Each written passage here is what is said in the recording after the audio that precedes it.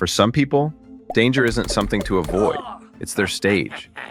From daredevils chasing glory to performers chasing records, some stunts end not in applause, but in tragedy. What makes these deaths so haunting is that they all began with confidence, careful planning, and a belief that nothing could go wrong. These are 8 of the most shocking stunt deaths ever recorded. Charles Stevens, Niagara Falls, 1920. Charles Stevens was a barber from Bristol, England, but he wasn't remembered for his haircuts. In the summer of 1920, he arrived at Niagara Falls with a single goal: to become famous by going over the falls in a barrel. Others had survived similar attempts before, including Annie Taylor, the first person to do it successfully in 1901. But Charles wanted to be remembered as the man who did it bigger, faster, and without cheating with air bladders or cushioning. His barrel was reinforced with steel and strapped with an anvil. He believed the weight would keep him upright during the drop.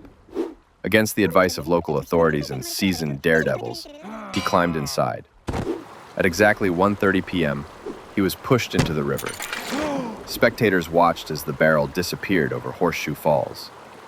Moments later, the sound of splintering wood echoed downstream. The anvil tore through the barrel's bottom, dragging Stevens beneath the water.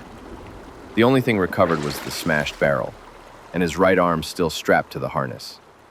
His body was never found. Newspapers called him the foolhardy barber. His death became a chilling warning to future daredevils. Butch Laswell, motorcycle ramp jump, 1996. Butch Laswell wasn't just another rider. He was a seasoned stuntman with over a decade of experience, known for executing near-perfect ramp jumps. On March 10, 1996, hundreds gathered at the Oasis Resort in Nevada to watch what was advertised as his biggest jump yet, a 200-foot ramp-to-ramp motorcycle leap. Conditions looked perfect, but as Laswell accelerated down the runway at over 70 miles per hour, a sudden gust of crosswind cut across the desert. Witnesses said the bike seemed to tilt slightly midair. It was enough to send him veering off course. Instead of landing on the ramp, he struck the ground almost 20 feet to the side. The impact was catastrophic. Emergency responders rushed in, but he had suffered massive internal injuries. Laswell was pronounced dead at the scene. The footage aired on live television and later circulated nationwide, leading to heated debates about stunt safety and wind restrictions. Corey Scott, net jump, 1997. Corey Scott was young, charismatic, and fearless. A rising star on the stunt circuit, he had built a reputation for clean, crowd-pleasing aerial tricks. On August 29, 1997, he performed at the Sturgis Motorcycle Rally, one of the largest bike events in the U.S., drawing thousands of spectators. His stunt was dramatic. Launch off a ramp, fly over a long line of vehicles, and land hanging from a suspended safety net. The jump itself was flawless. He soared cleanly over the vehicles and caught the net. But what happened next stunned everyone. Still hanging, Corey removed his helmet, waved to the crowd, and then, for reasons no one fully understood, let go. He plummeted headfirst onto the pavement. Emergency crews reached him in seconds, but the impact had already killed him. Speculation swirled afterward, whether it was miscommunication, mechanical failure, or something else entirely. His death remains one of the most shocking moments in stunt history. John Berniker, film set fall, 2017. John Berniker was one of Hollywood's most respected stunt performers, with credits on The Hunger Games, Logan, and The Walking Dead. On July 12, 2017, he arrived on set in Georgia to film a routine fall scene, a 22-foot drop from a balcony onto a large safety cushion.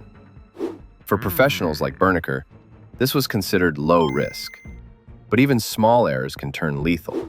Cameras rolled as he leapt backward over the railing. But just before the fall, he made a slight movement, barely a shift of his body. That shift was enough to send him off trajectory. Instead of landing squarely on the cushion, he struck the edge and then the concrete floor. Crew members rushed in. He was airlifted to a trauma center but passed away the following day. The accident sent shockwaves through the film industry, and reignited long-standing conversations about how much danger stunt performers face behind the scenes. Sailendra Nath Roy, Hair Zipline, 2013. Sailendra Nath Roy, nicknamed the Hair Stuntman, held multiple records in India for his bizarre and daring feats. On April 28, 2013, he attempted to cross a 600-foot river zipline with his hair tied to the pulley. A large crowd gathered along the banks to watch. At first, the stunt went smoothly. Halfway across, though, his long hair tangled in the wheels of the pulley. He was suspended, mid-air, above the rushing river, stuck. For nearly 30 minutes, he struggled. Witnesses shouted for him to hold on, but he could no longer move. With no safety harness or net, there was nothing to support his weight. By the time rescuers reached him, he had gone into cardiac arrest. The crowd that had come to celebrate a record instead witnessed a tragedy unfold in real time. John James McMurray, Wing Walk, 2018. John James McMurray wasn't just a rapper. He was a trained stuntman who blended music and danger to stand out. On October 20th, 2018, he filmed a music video in British Columbia that involved walking on the wing of a flying plane. It wasn't his first time attempting such stunts. As the small aircraft climbed and banked sharply, McMurray lost his footing. With no tether or backup system, he slipped off the wing and fell thousands of feet. The pilot immediately issued a distress call, but there was nothing anyone could do. Paramedics arrived quickly, but he was already gone.